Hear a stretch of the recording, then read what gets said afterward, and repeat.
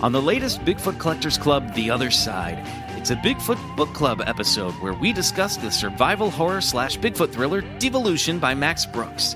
Also in this episode, the truth about eating on camera. Visit patreon.com / Bigfoot Collectors Club for more info. Bigfoot Collectors Club presents terrifying tales from zombie Bigfoot's cryptid crypt.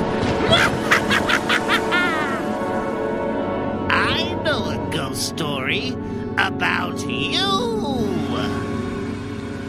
Welcome to another episode of Bigfoot Collectors Club. I'm your host, Michael McMillan. Unfortunately, absent from today's episode is your other host, Bryce Johnson. He's unavailable due to mysterious reasons that we cannot go into. But thankfully, filling in for Bryce is, of course, our super producer, Riley Bray. We have a great show for you today, but before we introduce today's amazing guest, we're kicking off a new month-long Halloween event for October that we're calling Terrifying Tales from Zombie Bigfoot's Cryptid Crypt. All month long here on the main feed and on the other side, our stories of high strangeness will be scarier and more horrifying than usual to embrace that Halloween spirit. We have some really cool things planned, including some upcoming brand new merch. So give us a follow on Twitter at BigfootPod and on Instagram at Bigfoot Collectors Club, and stay tuned for that announcement. Okay, here we go. Today's guest is a comedy writer, a podcaster, and co-host of the world-famous Doughboys podcast and the smash hit video game podcast, How Did This Get Played? Boys and girls, please give a warm Club Scout salute to Mr. NICK WIGER. All right. Hi. Hi, Nick. Hi, Nick. Hi. Hi. Thanks for having me. Thanks for being on the show. I told you this off air, but I will reiterate it. Both Doughboys and How Did This Get Played are on my subscription list on my podcast app. I listen every week, and I love both shows. That's very, very nice of you. I appreciate that. So you're obviously a fast food connoisseur. Yes. Is there a horror themed like fast food item that you can remember? Is there like a spooky Halloween treat that you like the most? You know, this isn't fast food, but as far as junk food snacks go, in that category, you can always think of the Halloween cereals. You got your Count Chocula, your Boo Berry, your Frankenberry, and your Yummy Mummy. Oh yeah, baby. And then Fruit Brute, who's kind of their take on a Frankenstein. That's where my mind goes immediately. As far as fast food, I'm sure there have been some promotional tie-ins with horror properties, but the ones that I think of are they like King Kong. I think had some that doesn't really tie into the paranormal, but I mean like King Kong. He's Godzilla. sort of like a giant Bigfoot.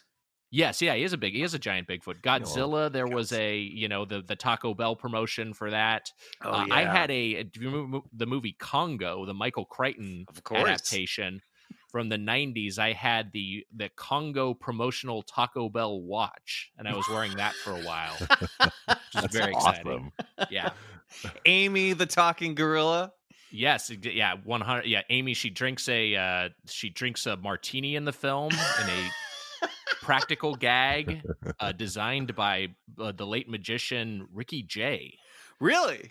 Yeah, I didn't realize it was that complicated to have a guy in a gorilla suit drink a martini on camera, but apparently it involved outside consultation. I mean, I guess so, because if you really want to make it, usually in that you just see like the Muppets will just throw it in their faces or something. You know what I mean? Like Cookie Monster, just the cookies go all outside. They go crumbling outside of his mouth. So to have an animatronic or a suit like that actually drink something, I guess would take a bit of wizardry. I guess so.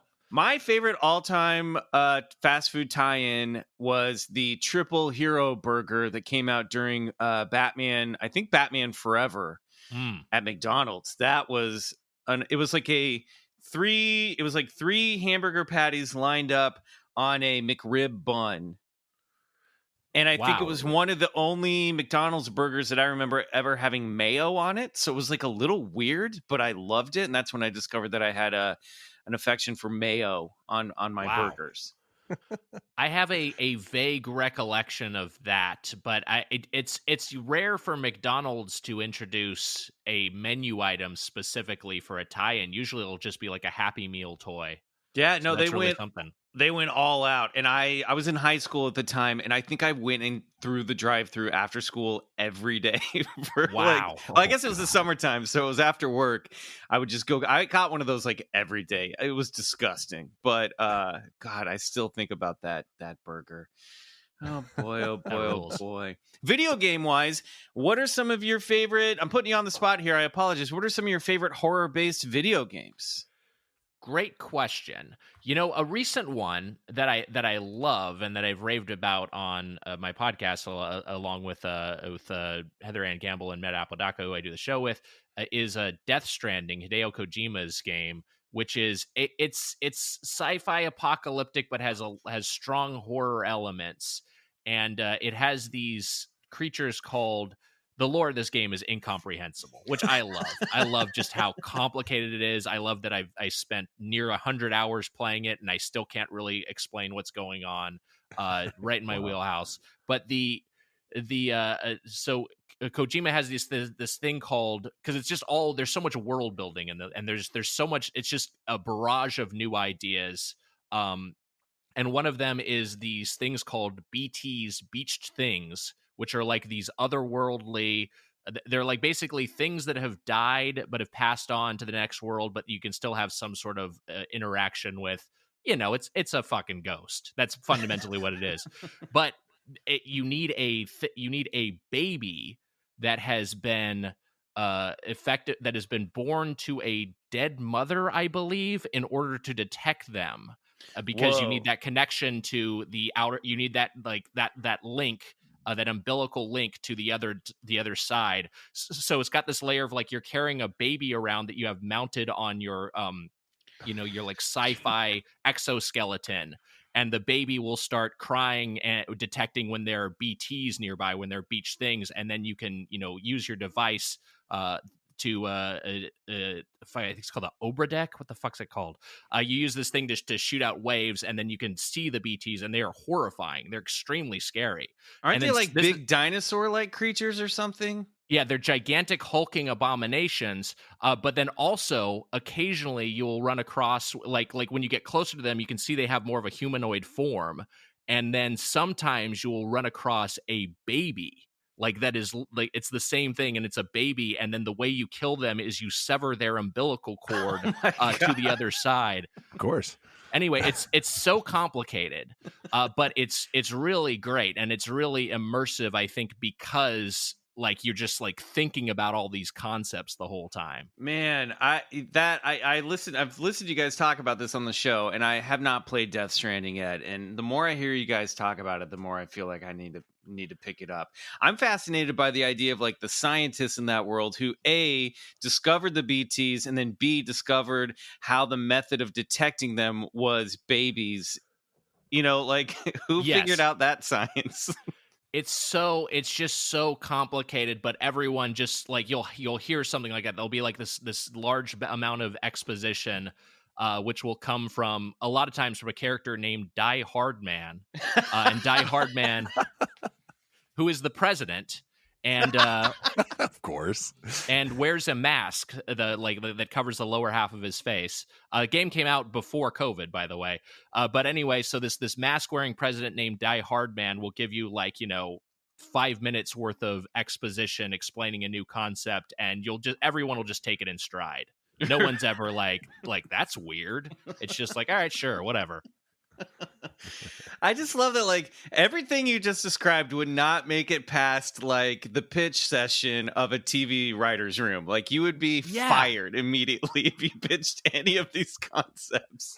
I love it. I mean, Kojima is like Hideo Kojima, who is the designer of this game, who's most famous for the Metal Gear Solid series, he has this like auteur sort of stature, and he has his own company now, Kojima Productions, where he's kind of crossed the George Lucas threshold, where he just now has total creative freedom and no one to say no to any of his ideas.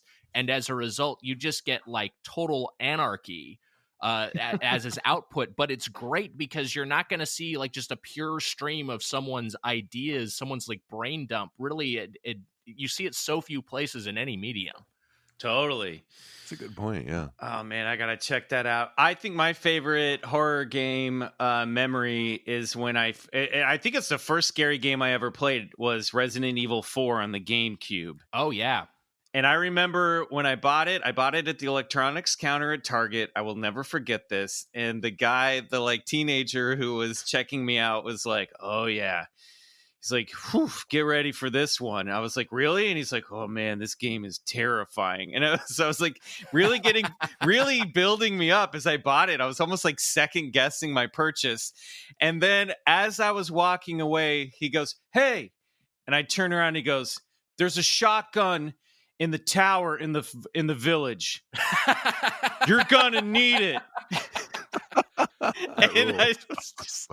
And he was right. Like I remember being like, "Oh, there's the tower." I went up there and there was a shotgun, and it was like the only way to get through that village was to get that shotgun. But it was just like that classic moment of like the old man on the edge of the forest warning me not to go up to the haunted castle. Yeah, you had a real life NPC. Yeah, totally. That's amazing. Yeah, it's a cool story. It is one of my favorite memories, let alone video game memories. But what a blast. That game was so good. All right, Nick. Well, we love to ask all of our guests, what is your personal paranormal history? Do you believe in ghosts? Have you encountered a ghost? Have you seen a UFO? Any of this stuff?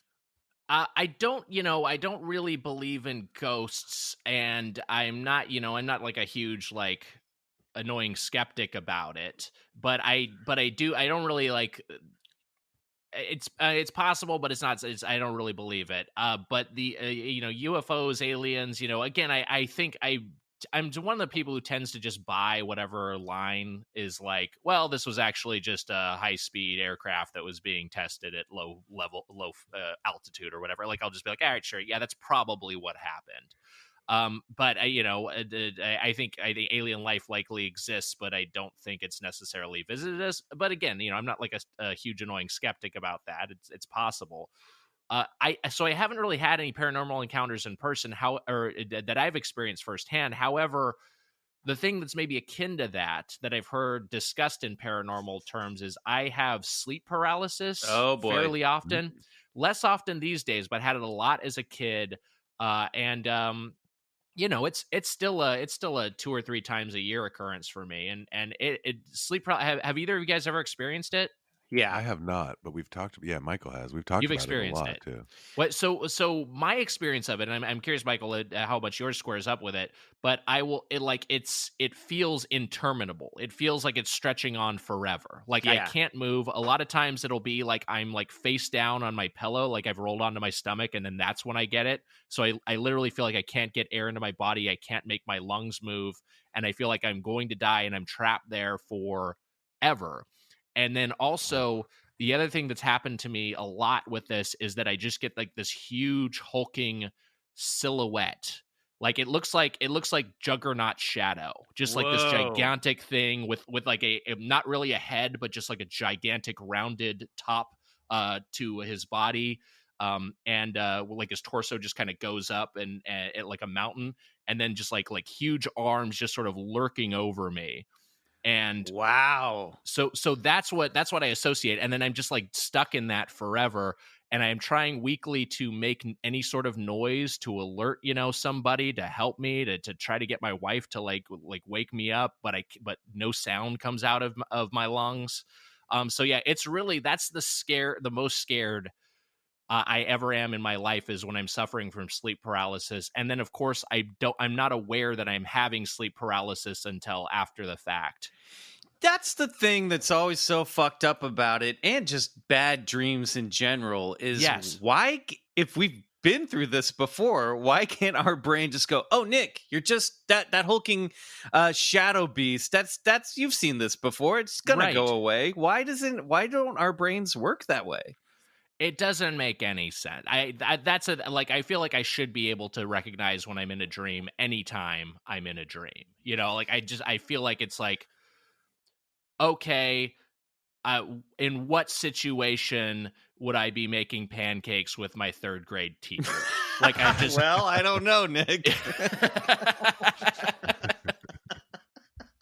It's a smooth talking third grader. We might be getting to the bottom of this these night terrors.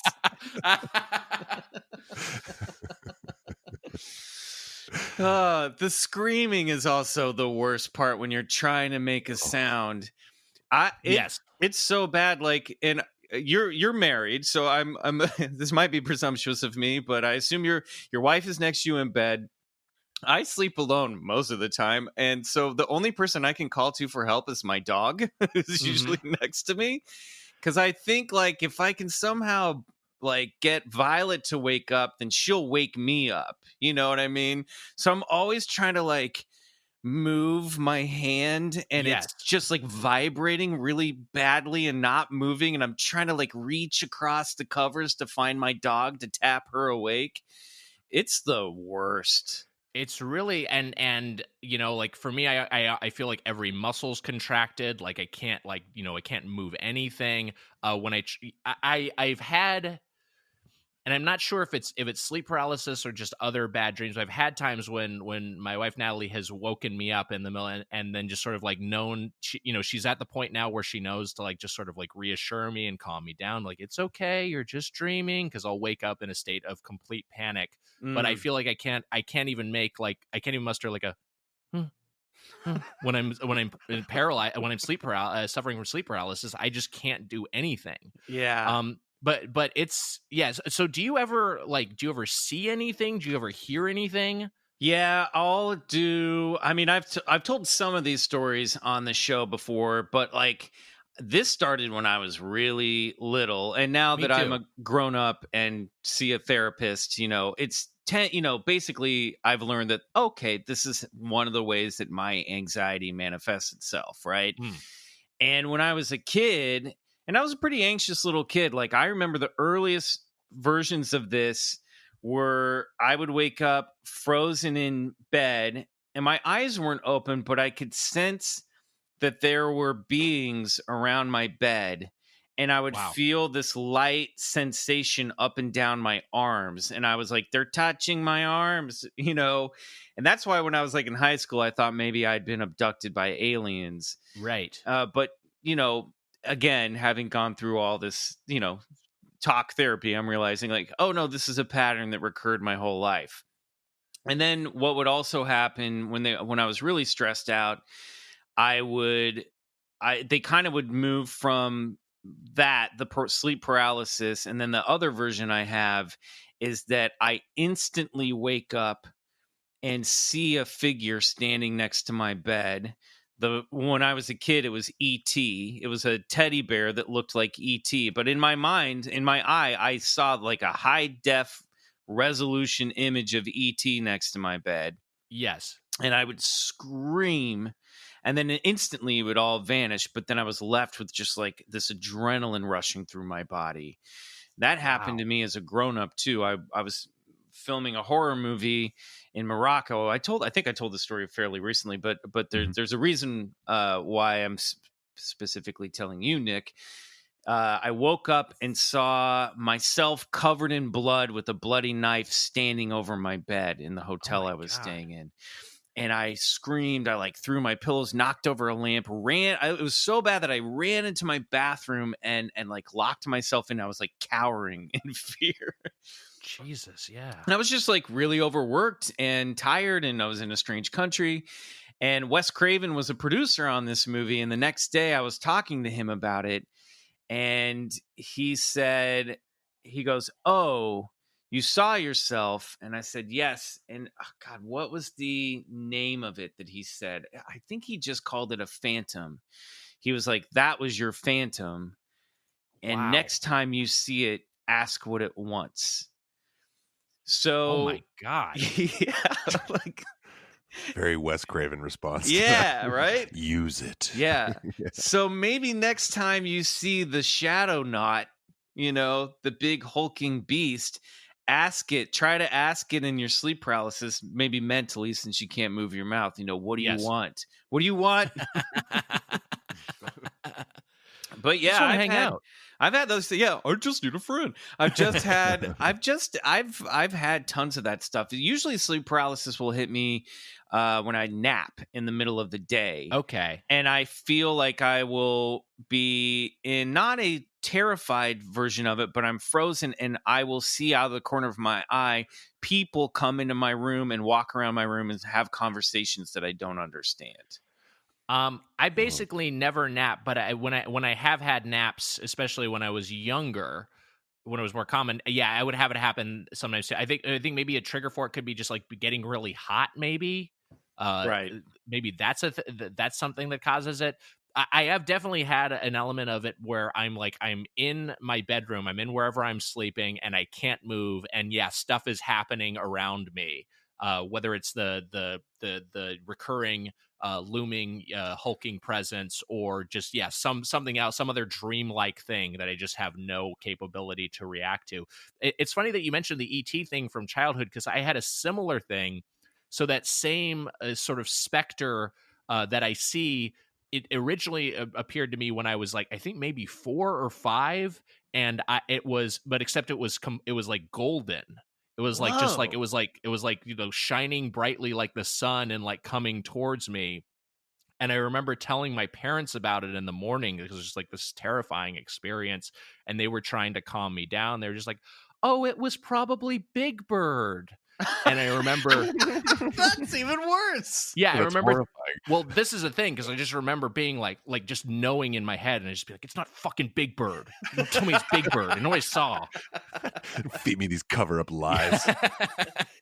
Stop telling me the Sesame Street bullshit. I'm living a nightmare. Were your parents religious at all? Were you raised religious? Yes, we were Episcopalian, which is kind of like Catholicism light, and we went regularly. I almost just said we went religiously, which yes, we did.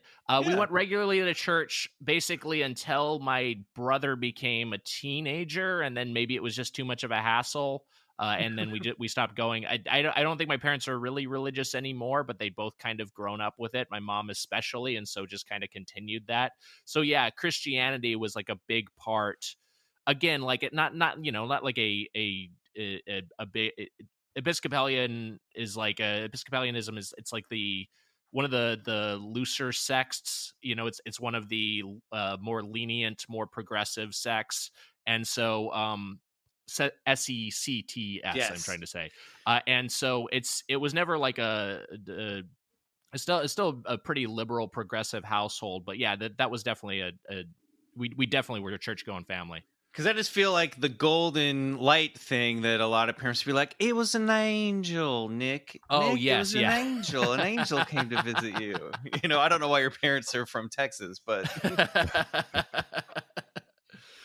it was. Yeah, no, I never thought of it in religious terms. Anytime I've had something like that, I thought it would be, maybe paranormal or maybe extraterrestrial. And then later I just realized, it's just a dream thing. There is the mythology of light beings that we haven't gotten really too much into on the show, but it's sort of a new age take on aliens, that there are beings of light, highly intelligent, highly spiritual. They're not angels, but they're kind of like the sci-fi version of them that will sometimes, bless people with their presence and download, positive information or emotion. So it's so fascinating that this juggernaut, just from a psychology point of view, that this thing went from super golden to now it's a dark shadow. Now it's a shadow, yeah. So what do you guys think these things are? You'd say it's a dream thing or it's from your anxiety, but is this just entirely something that's coming out of your subconscious, do you think? And why is it so sort of uniform, the experience that people have that experience this? Other things I've read is that it's a lot of times people will perceive a long stretched out sort of apparition. Have you heard this before? Yeah, with a hat sometimes. Yeah, super elongated. Yeah, yes, 100%. Yeah, I don't know. I don't know what it is. I do remember reading, and Michael, you probably know more about this, but I remember reading a book when I was younger, perhaps by Carl Sagan, that talked about alien abductions from a skeptical perspective, and was basically saying that a lot of times that he was postulating that these are just episodes of sleep paralysis or flat out nightmares that people were retconning into being alien abductions, and then pointed to the same sort of phenomenon happening centuries earlier, but everyone attributed it to angels or a succubi or something. Oh, yeah. Because it was before the idea of extraterrestrials were in the collective consciousness, so people just sought something else out. Now, of course, someone who's bullish on aliens will just say, like, well, they just didn't know what aliens were, and they were still getting abducted back then. But that's I don't know. I still don't know why the experience is so uniform.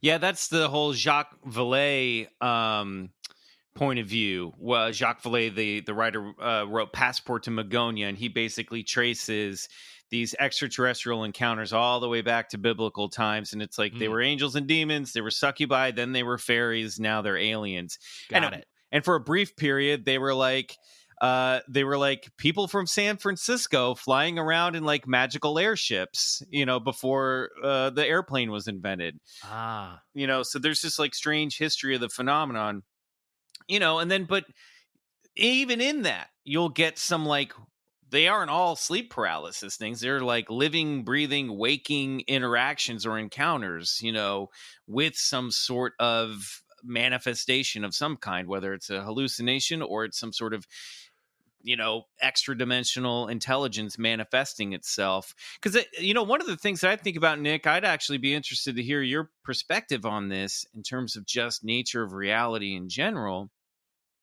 is this idea of the simulation theory. That this reality that we're living in here, that this world might just be a highly advanced computer simulation that our consciousness is dropping down into, and we're experiencing much the way that we would experience an avatar in a video game, but it's just so advanced that we've sort of forgotten that we're playing that game or that we're living in that simulation. Because again, like you pointed out, why don't we know that we're dreaming? Right.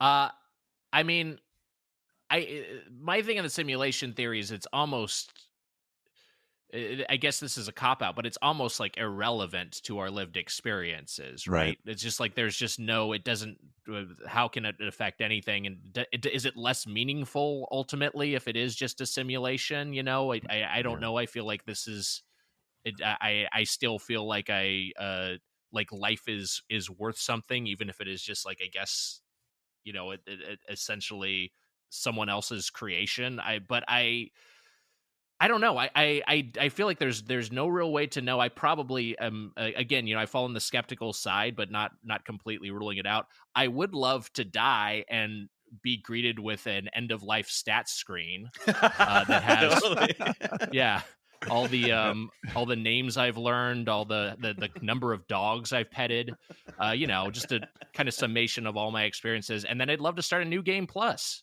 and just sort of have all the knowledge in my head of what my life's going to be and try to do a better job. Oh my God, that's such a great way of looking at it. And then but you never defeated the Shadow Juggernaut, so you have to go back and do that if you want like that. If you want to go platinum, you have to beat the Shadow Juggernaut. There's a whole quest line I missed at like age 7. You're like, look for this time. They were like, we kept giving you hints, Nick, and you just kept screaming into the void, into your pillow, instead of confronting it. Yeah, I don't know. I don't know. Where do you stand, Michael?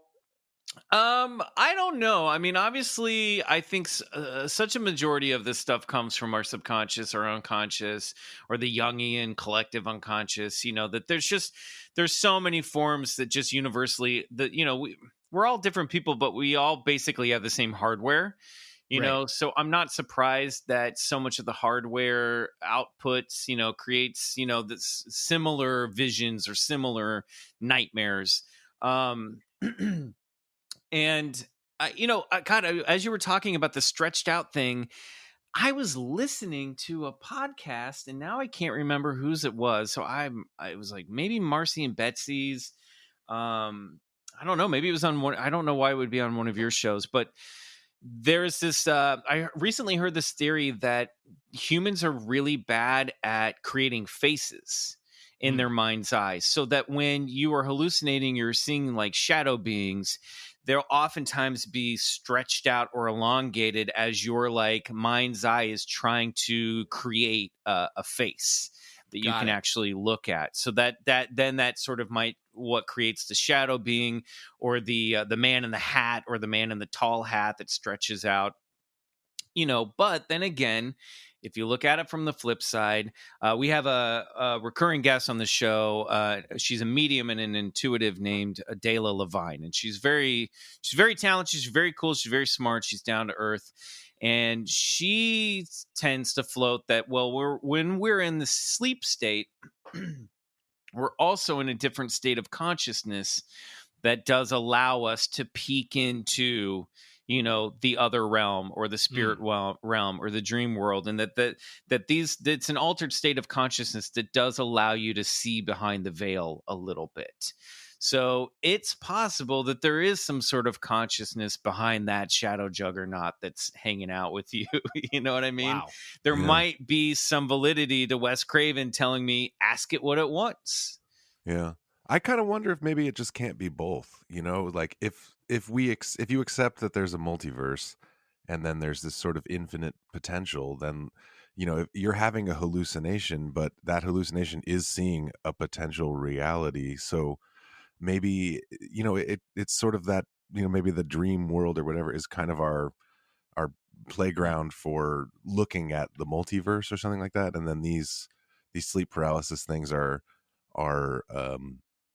that little bit of crossover, that spillover in the line between the two. And so it is just based on our, like you said, our hardware, like our brains and how they work, but maybe we are also seeing something that's beyond just this reality.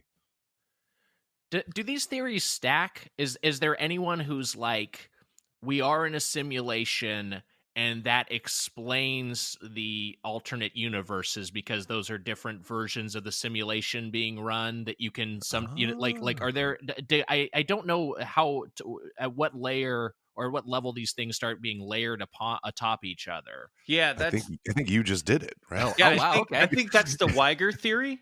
Yeah. Attribute that to me on Spookypedia or whatever the site is that people use.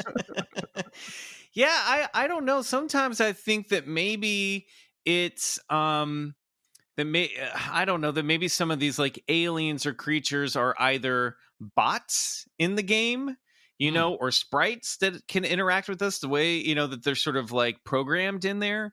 I don't know enough about coding, obviously, to really go much further than that. Or maybe it's the game developer dropping in to interact with us in a sort of like modded form. I don't know. Or it's like what happens when, we're on sleep mode in the simulation and we're getting just like glimpses of the other dimension or the higher dimension where our consciousness, drops in from to run around in these meat suit avatars. Right. It's like the upper levels you haven't unlocked yet. Yeah, or like what we'll go back to when we wake up, or when it's game over time. Yeah, or I don't know. It's memories of, because sometimes I like to think that we existed before we were born, and the choice is like, yeah, let's go down and let's fuck it. Much in the same way that we get into movies or video games or books here, and we can really escape into them. There's stories, obviously. Yes. There's something that we get meaning from stories. And let's say that we exist before we were born. We're in like whatever the heaven dimension is, or the fifth dimension, whatever you want to call it. And we go, hey, you know what? I'm going to drop down. I'm going to go spend, 60 to 90 Earth years playing in the third dimension as a guy named Michael, or I don't even know who I'm going to end up. I don't know. It's a random generator, what avatar I get. But then once I'm down there, I'm going to have to stay down there until I get killed. And because we're playing in the third dimension, it's no holds barred. Like, the best shit can happen, and also the worst shit can happen. And the catch is, I'm not going to remember that I'm playing a game here. I'm not going to remember any of this stuff until I die, and I wake back up, and I'm like, oh, right, that's what I was doing. I mean, that sounds like a pretty next level game. Honestly, it's a cool idea. Go on, please. No, I was just going to say, to answer your question earlier, I don't know if there's a difference. You know, when you get into this stuff, then really what's the difference between that and the biblical image of what Earth is? You know, that there's a creator, that we're souls that are staying here, and then when we die, we're going to rejoin with the creator. You know what I mean? It's not really that different. It's just a different way of looking at it. Yeah, and it's, you know, and I guess going back to dreams, it's the same sort of thing where, like, you're within a dream, you don't realize you're in a dream. You made this point earlier, and then you wake up, and all of a sudden you're just like, oh, that's what that was, you know. And it's just like the idea that you would a life would end, and you'd just sort of be like, okay, I'm this fucking weird tentacle guy who's been playing this game for 80 Earth years, and then I'm just like, oh yeah, that's what was happening. I remember I logged into this a while back. Right. And if you're living in a dimension that's outside time, you know, you might be logging into this for what feels like 30 minutes, but for us feels, you know, while you're down here, feels like 90 years. Right. But I also love the idea of, like, waking up and being like, oh fuck, I'm a disgusting tentacle creature. I forgot. Oh yeah, I really look like shit. Oh man. That's why I wanted this escape. Yeah. Okay, I gotta go again. You just like crush an energy drink and like go back to playing the games.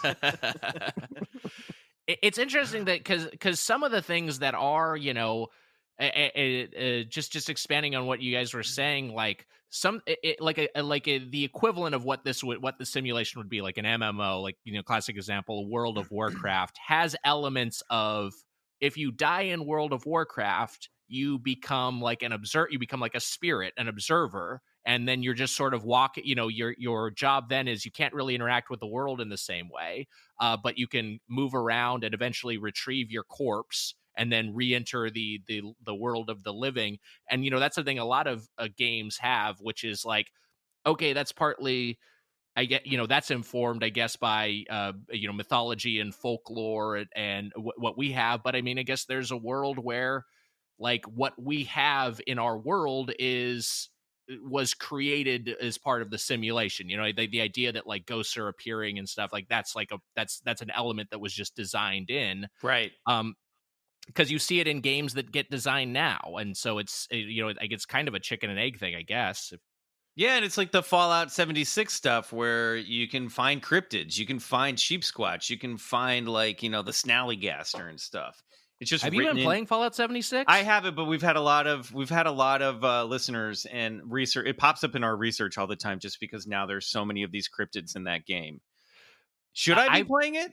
I haven't played it because it got it was completely panned at launch. Yeah. And I guess it's one of those ones where they've updated it a few times and now it's a lot more playable. So maybe I'll explore it. I do like the Fallout universe a lot.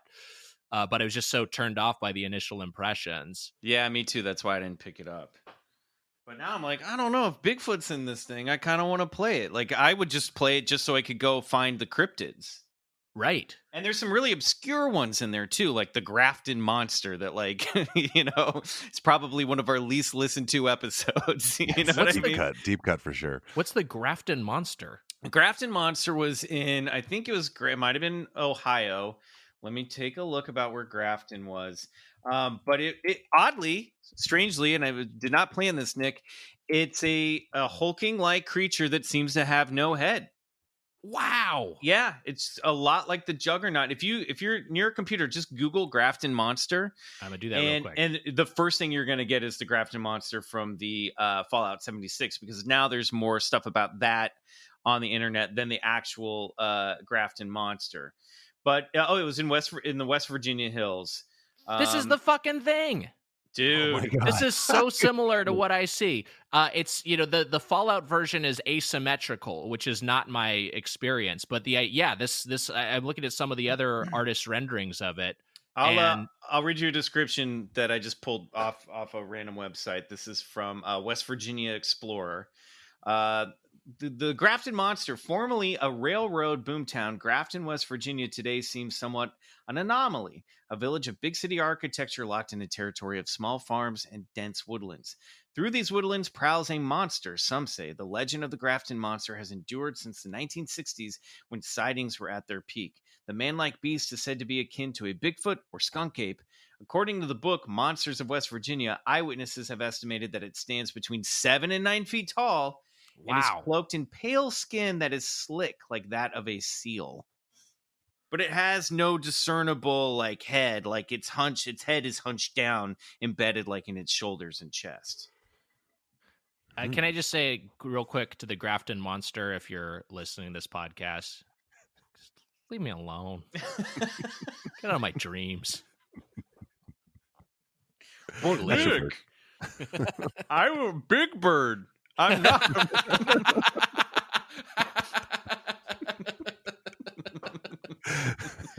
All right, Nick, we have a game that we like to play with all of our guests on the show. I'm going to go down a list of phenomenon, and if you're into it or open to it, you're going to say believe it. If you're not, you're going to say bullshit. This is a game that we like to call bullshit Or believe it. All right, Nick Got Wiger, on your mark. Oh, I forgot to mention, this is our spooky Halloween edition that's come back after a year of absence. Awesome. Here we go. On your mark. Get set. Ghosts. Bullshit. UFOs. Bullshit. Bigfoot. Bullshit. Vampires. I wish it wasn't, but bullshit. Shadow people. I think I have to go believe it. Yes, you do. Loch Ness Monster. Bullshit. Little gray aliens. Bullshit. Werewolves. Bullshit. Parallel universes. Believe it. Zombies. Bullshit. Shapeshifters. Bullshit. Heaven. Believe it. Hell. Bullshit. Yeti. Bullshit. Doppelgangers. Bullshit. Astrology. Bullshit. ESP. Bullshit. Witches. Bullshit. Demons. Bullshit. Atlantis. Bullshit. Mothman. Bullshit. Reincarnation. Believe it. The apocalypse. Believe it. Life after death. Believe it. Well done, Nick Wiger. You got through bullshit or believe it. I also enjoyed how lower your voice got with every bullshit. Very authoritative. Trying to sound like Riley for a second. Oh boy, we all wish we could. We Witches. all I do. feel like you upset a lot of people out there by saying witches were bullshit. I maybe regret that, just because the witch community might come after me in earnest and You're prove that got they a are, hex in fact, on your not head. Bullshit. Yeah.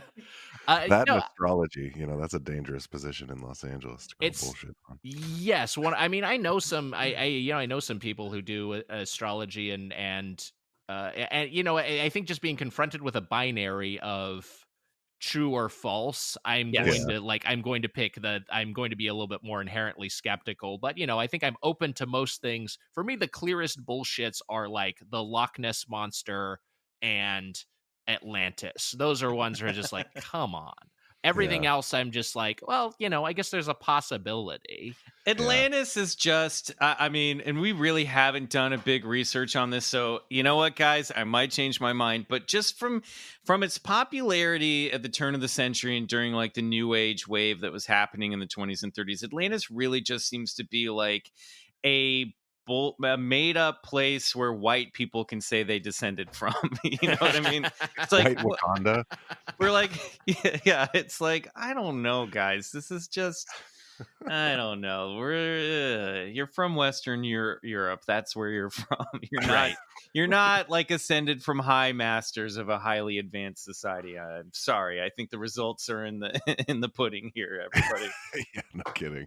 That said, I will say there is an Indiana Jones video game, Indiana Jones and the Fate of Atlantis, which rules. God, I always wanted to play that game. Was that PC or was that Sega? It was PC. It was something that I could not play it on, and I remember going to Babbage's at the mall and staring. Babbage's. Yeah, remember Babbage's? Yes. Oh, I used to go stare at I would stare at the back of the Indiana Jones box, the Atlantis one, and just be like, "Oh man, I wish I could play." Because back then it was like that's as good as a sequel of a movie, you know. And it was like another Indiana Jones adventure, please.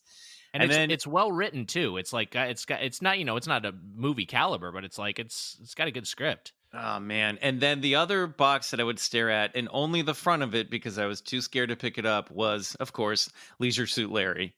Yes. Yeah, the all-time horniest. I think it's the horniest I've ever been is looking at Leisure Suit Larry box.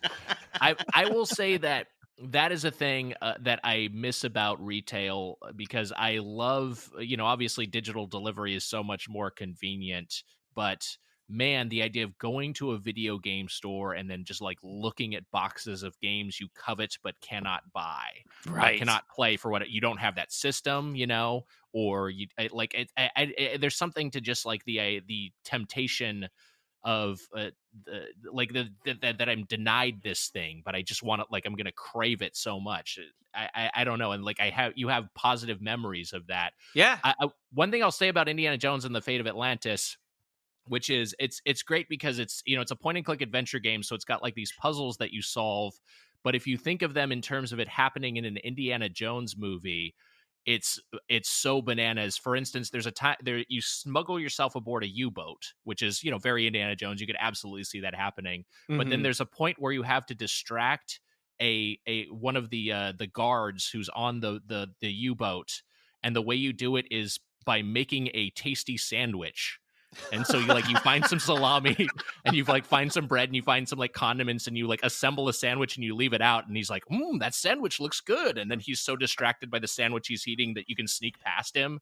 Just imagine Harrison Ford shooting that scene. Marion, pass me the honey mustard. I need it now. Throw me the mayo. Don't look at it. Don't look at it, Marion. That's some Maniac Mansion level antics. Yes. That's yeah. I mean, and it's the same the same engine and probably some overlapping developers. Is the same formula, but just very funny to see it applied to Indiana Jones. Just made by a programmer who hadn't eaten all day. He's just creeped into the game. He's just like, I want a sandwich so bad, but I got to turn this in. Oh, that's so great. All right, we're going to take a break. When we come back, it's time for this week's story of high strangeness with Mr. Nick Wiger.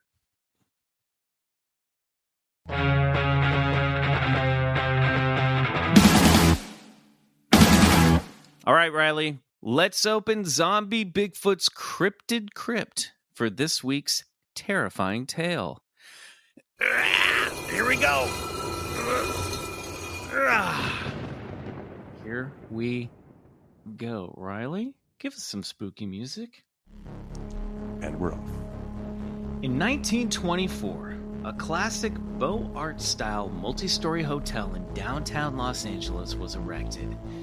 Within 5 years of its founding, the U.S. slid into the Great Depression and began slowly dragging the surrounding area of the hotel into decline. By the mid-1940s, it was said that more than 10,000 homeless people lived within its 1-mile radius. As Skid Row grew around this once luxurious destination for tourists and businessmen alike, the hotel drifted into dreaded decline. It became a home for transients, drifters, and criminals, as well as the elderly and the economically vulnerable. It rented rooms to at least 2 serial killers. By 1960, the amount of death associated with the building, often self-inflicted by its guests, earned the hotel its gruesome nickname, the Suicide. Should it come as any surprise that this place was highly regarded to be cursed and haunted? In fact, in 2014, a young boy by the name of Costin Alderte snapped an image of a spectral figure hovering outside a window of this infamous LA location. When interviewed by the local news about his ghost photo, which you can see on our Instagram, young Costin had this to say. When I looked at that window, it just looked kind of creepy to me, and I showed my friend and he kind of freaked out. It just creeps me out still. It's just a very vague description of a ghost photo. Yeah. Kind of creepy. I don't know. My friend thought it was creepy too. Kind of weird. Just sort of freaked out by it. It's like this little boy who's got a ghost on camera. And the photo is odd. It's got you can sort of see an image of what looks to be like a foggy figure sort of hovering outside the window. But who knows? Should I have taken that as a little kid voice? Is no, that better? I kind of like that he was a grown man now. That seeing that ghost really, he had to grow up quickly after encountering this photograph. It gets you fast once you've seen that window ghost. Fair warning, dear listeners, a spooky ghost photo is the only cute part of tonight's story of high strangeness. What lies ahead is a dark tale full of tragedy and horror. While we will not relish in its violence, we will also not shy away from the hotel's grim history, all too strange and all too real. Consider this your warning. This is the horror story of the Cecil Hotel. Yes, I've been waiting for this one. The earliest reported suicide at the Cecil Hotel was in 1931, when a hotel guest from Manhattan Beach, W.K. Norton, offed himself by ingesting a handful of poison capsules. The suicides continued through the 1930s, as the Cecil became a notorious location for jumpers, guests who flung themselves from their hotel room windows. One of these victims was Pauline Otten, who, on October 12, 1962, flung herself from a 9th-story window after having an argument with her estranged husband. She fell to the city sidewalk below, where she landed on a 65-year-old pedestrian named George Gianni, killing him in the act. I mean, that's a bad day in your simulation. Like, that's how you go out? It's like a lady falls on you and you're dead? You've lived your whole life, you got that far, and then just lady from the sky. That's crazy. In one of the more gruesome and tragic tales in the hotel occurred in 1944, when a hotel guest, Dorothy Jean Purcell, suddenly woke in the middle of the night with terrible stomach aches. She crawled into the bathroom when, much to her surprise, she gave birth to a baby boy. Having no idea she was even pregnant, the delirious woman, mistakenly under the belief that the infant had died in childbirth, flung the newborn out the window. Arrested for her son's murder, Purcell was acquitted at trial for reasons of temporary insanity. She was admitted to a hospital for psychiatric evaluation. Another infamous death is the unsolved murder of Goldie Osgood, also known to locals as the Pigeon Goldie. Osgood was a regular at Pershing Square Park, a retired telephone operator who spent her free time feeding the pigeons. Osgood was discovered dead in a hotel room next to her favorite Dodgers cap and a bag of birdseed. She had been beaten, raped, and strangled. The case is unsolved to this day. In the mid-1980s and early 90s, the Cecil hosted 2 notorious serial killers. Richard Ramirez, a.k.a. the Night Stalker, stayed on the 14th floor of the hotel during his LA murder spree between 1984 and 1985. Ramirez would stash his blood-soaked clothes in the dumpster behind the hotel before sneaking into the back door. Upon receiving the death sentence, execution by gas chamber, at his trial, Ramirez uttered the disturbing words, "Big deal. Death always went with the territory. See you in Disneyland." Oh my god. Jesus. Unbelievable. He's implying that he's going to haunt Disneyland? I guess. Is Richard Ramirez haunting Disneyland right now? Who's under that Mickey Mouse costume? Oh my god. That's When you go through the haunted mansion and one of the ghosts appears in your carriage at the end, there's like a 1 in 999 chance that it's Richard Ramirez. Oh my god. Yeah, it's brutal. He used to hang out down on Skid Row, and then he'd leave to go murder everybody. I don't know, man. Have you been to this area in downtown LA, Nick? Where this hotel is, I'm sure. Yeah. I'm sure I've seen it. It's like the apocalypse down there. It's mind blowing. Yeah, it's crazy. It's like an evil version of the community, the transient community. Well, actually, I shouldn't say this. It's all very judgmental, but it's sort of like a dark version of They Live. Like it's a John Carpenter movie down there for sure. Yeah, I mean it's some late stage capitalism. It's very depressed. Yeah, I think I if not this specific area, I've definitely driven through or ridden the bus through Skid Row in LA, and it's very grim. It's a bummer that so many people don't have a place to live, and these gigantic tent cities have propped up just because there's no other option. It's really depressing. And the hotel is like the threshold for that area. It's just this horrendously economically depressed area. In 1991, Jack Unterweger, who was a well-known journalist, TV host, and crime writer from Austria, checked into the Cecil under the guise of researching Ramirez and crime in the downtown LA area. Buddying up with the cops, Unterweger went on ride-alongs and interviewed denizens of Skid Row. He ended up sexually assaulting and murdering 3 sex workers, Shannon Exley, Irene Rodriguez, and Peggy Booth, while staying at the Cecil, also on the 14th floor. This motherfucker was a true crime writer, and he was a serial killer. Jesus. Yeah, he's called like the Vienna Butcher or something. It's really wild. There should be like a whole true crime podcast about that guy. It's insane. Perhaps the most bizarre tragedy of the Cecil Hotel was the mysterious death of Elisa Lam.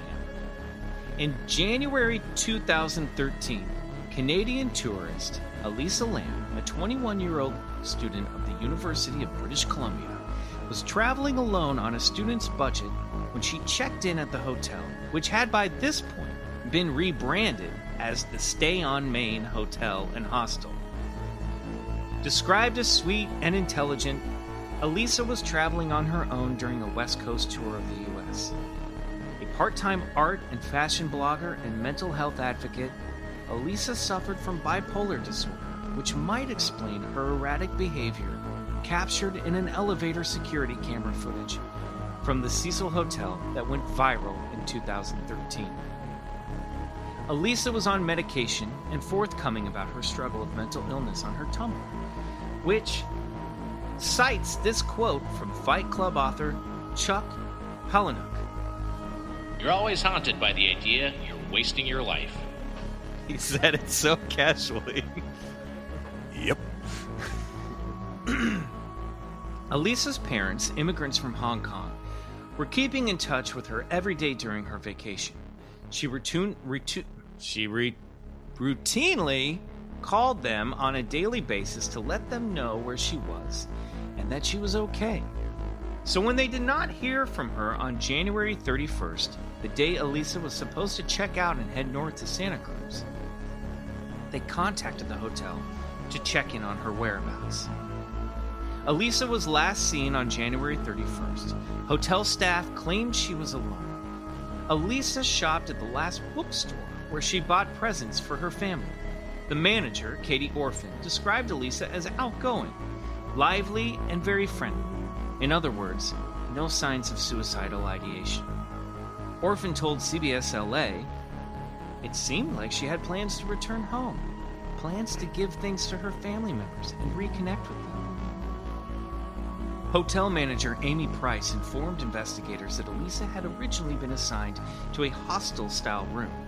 but was relocated to a private one after her roommates complained of odd behavior. However, there were no real leads to her disappearance. Elisa seemed to simply vanish into thin air.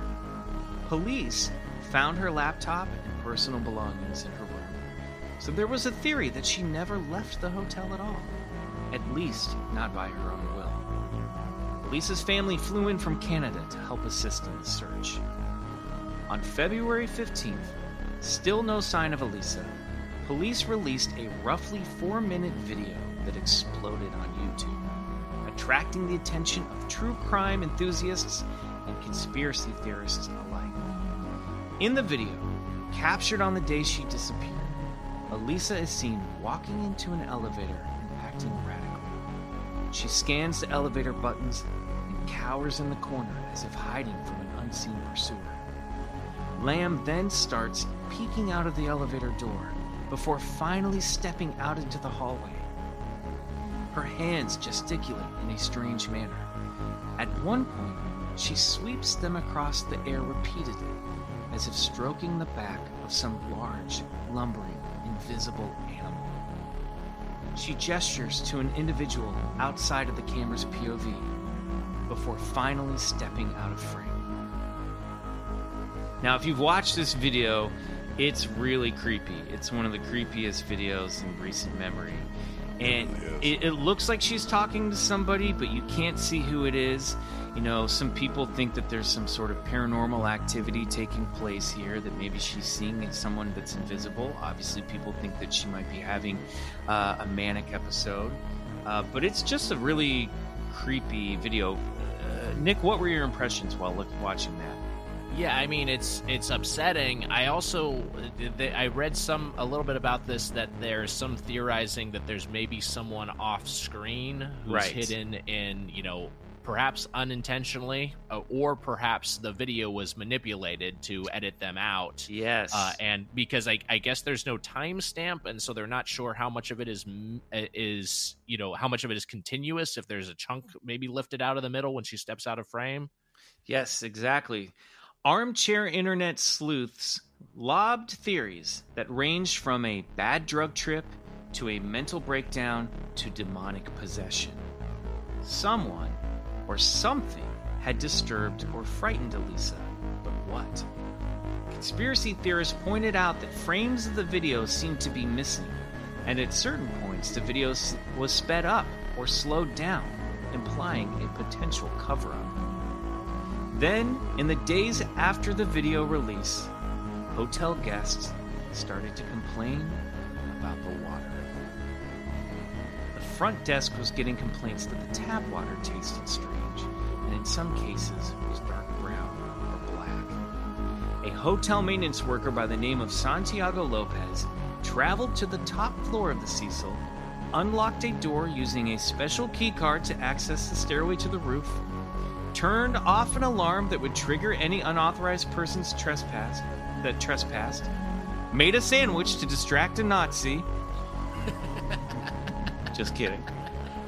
Climbed up a ladder to the platform that staged 4 hotel water tanks, lifted one of the tank's 20-pound hatches, and found Lisa's naked body floating there, decomposing in the water. Due to the state of the body, coroners were unable to conduct a full autopsy that would help inform them of foul play. A toxicology report was run, which showed that Elisa had been at least taking some of her prescribed medications, and there were no signs of illegal drugs or intoxicants. But even if something had triggered a manic episode, how did Elisa end up dead and naked in the water tank on the roof of the Cecil Hotel? How did she gain access without triggering alarms, or without a key card? In a case as mysterious as this one, there are many theories ranging from murder by an unnamed hotel employee to a paranormal attack. The death was officially ruled a drowning. Elisa's parents filed a wrongful death suit against the hotel, but it was dismissed by Los Angeles Superior Court Judge Howard Hall, who ruled that Elisa's death was unforeseeable because it occurred in an area where guests were not allowed access. Sadly, Elisa's tragic and mysterious death is just part of a long, dark, and haunted history that has infested a once glamorous hotel in downtown Los Angeles. And that, in a very brief nutshell, is the horrific tale of the Cecil Hotel. Sources for this story include the unsolved mystery behind the disturbing death of Elisa Lam by Natasha Ishak from allthingsinteresting.com. Elisa Lam drowned in a water tank 3 years ago, but the obsession with her death lives on by Jennifer Swan for Vice.com, Wikipedia, and the 3-part documentary series Horrors of the Cecil Hotel.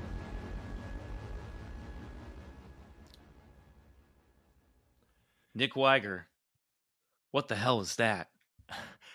You know what? It's like hearing just the barrage of all the incidents that's happened there over the decades. It's really something. But yeah, the last one that like Riley was saying, I think the Elisa Lam one is just so like every aspect of it is upsetting. The fact that there's no closure, and then that all the guests were just bathing in this tainted water. Yeah, that water tank ran all the way down to like the coffee shop. So like all the coffee was being brewed with it. Like everyone was ingesting or bathing in that water. So gnarly.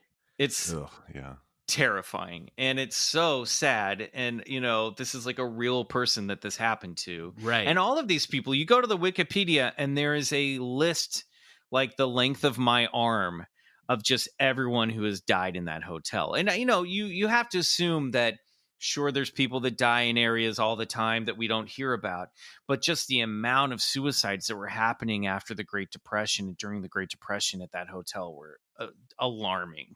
Yes. I'm shocked that they didn't like erect nets at the bottom, to catch people, as grim as it was. But it's a weird, it's one of these places that's on all the ghost tours. In downtown LA, it's a famous once again one of the famous haunted hotels of Los Angeles, and we seem to have a lot of them. Right. I don't know. Do you guys think it's possible that maybe this place just exists on a dark crossroads? That there's just bad energy down there? What is this? I'm open to that possibility. I mean, especially considering like Skid Row around it and everything. There's just like so much suffering in that area, and there's been so much suffering in that hotel, and it's just like it maybe it like creates a feedback loop where it just compounds on itself and amplifies this very dark energy, and maybe it is possible that people are driven mad in that space. Yeah, I think the other way you could view the feedback loop sort of theory is that maybe if someone has, thoughts of suicide or some, they might, or maybe they have some, it sounds like, that true crime writer, psychopath, like probably was perhaps drawn to this place because of its reputation. So there could be some of that as well. Right. Yeah, that makes sense. Wasn't the American Horror Story Hotel season based on the Cecil? Yes, it was. And it was it received a lot of backlash because there was a lot of critics who were like, you're taking this like economically destitute area and you're turning it into this sort of like glamorous horror story or glorified horror story. But yeah, it is based on that. And then this is interesting, Nick. I found this. You might find this. This is from... I think this is from that All Things Interesting article. I'm just going to read directly from this quote. More recently, a gaming studio came under fire after users of the game Y2K, a postmodern RPG, found undeniable resemblances to Lamb's case in the storyline. In one scene of the game, main character Alex receives a video file showing another character, Sammy, in an elevator. The elevator door opens to reveal an alternate dimension on the other side. Sammy is then captured by a demon, kicking and screaming all the while. Wow. Yeah, that just seems like that's in poor taste. I didn't know if you'd ever heard of that game or not. No, I'm not aware of it. Y2K. And then there's this other theory that Vice had that. Wait, I'm sorry, real quick. This incident happened in like 2010 or something, right? Yes, 2013, which I don't know why this says why this game was Y2K postmodern. It must have been created in since 2013. Let me look. I'm going to Google it right now. We'll take a look. Because I was going to say, because unless this is another thing, like people were saying Dark Water maybe it was had eerie resemblances to this, but happened before the incident, was released before the incident. Unless this is one of those, it's just like, why are you making a game called Y2K in the 2010s? Well, it's so apparently it's a Japanese RPG style game. It takes place in the 90s. Oh, so okay, that makes a little more sense. The storyline must revolve around an alternate version of whatever happened on Y2K. Got it. Yeah, it's about 8 strangers, a mysterious woman who vanishes in an elevator, and the supernatural. So clearly, this is like heavily influenced by this story. One of the other theories was that she may have had tuberculosis. I read this in the Vice.com because there was an outbreak of tuberculosis in downtown LA at the time. One of the reasons I bring it up is that there's a weird synchronistic crossover here, that the test to identify tuberculosis is called Lam Elisa. That's how strange is that? That's a weird connection. It's her name reversed. Yeah, but I mean, what? Yeah. What does that mean? I don't know. It's just a weird synchronicity. I don't know. It's just one of those. I just can't get past the door, the locked door, the alarm, the difficult to open hatch, the lock. It's just like, how? That's why I think someone from the hotel probably was following her and was involved, and that the hotel either covered it up or that person got away with it. Yeah, because that completely ties in with the footage being manipulated. I mean, someone who would have access to all these things, if there was a culprit behind this, it wasn't a suicide. Yeah, allegedly. I was going to say that. So yeah, very allegedly. We don't get sued by Stay on Main. In this alleged, theoretical, then the guy that goes and finds her is like the perfect fall guy, because like he has the key and everything to open the door. And so it's like, or maybe, I'm sure he was a suspect at some point. Who knows? It's all creepy. Well, expect more scary stories like that all month long here on Bigfoot Collectors Club as we celebrate horror stories. Nick Wiger, man, what a delight. Thank you so much for being a guest on the show. You are such a great guest. Bigfoot we don't know where to find Bigfoot, but where can people find Nick Wiger? I'm just my name on any social media platform, Nick Wiger, and then NICKWIGER. And then, check out my podcast, Dope Boys, the podcast about chain restaurants, co-hosted with my friend Mike Mitchell. And How Did This Get Played, where we review and discuss the worst and weirdest video games of all time with Heather Ann Campbell and Matt Apodaca. Check out either of those or both of those. Check them out both. I can subscribe to both. So can you. Definitely follow us on Bigfoot Pod on Twitter, Bigfoot Collectors Club on Instagram. Do us a favor. Go to Apple Podcasts. Please give us a 5-star review. If you give us one in a brief little review, then we might read it right here, like this one that says, "Fantastic Paranormal Podcast, 5 stars by Stormtrooper Gab. My favorite part about BCC is that Reverend Steve Newland is entertaining me with paranormal goodness each week." Wow, thank you, a little True Blood reference, appropriate for the Halloween season. Vampires, sorry, Nick, vampires are not real. I know. But maybe once you get on the other side, you can program some vampires into the great simulation that we're all taking place in. I'll add them, and then I'll make sure, as I prefer to call them, everyone will know them as Draculas. Fantastic. All right, everybody, that wraps up another episode. Bryce Johnson will be back next week. Until then, good night. And go get regressed. All right.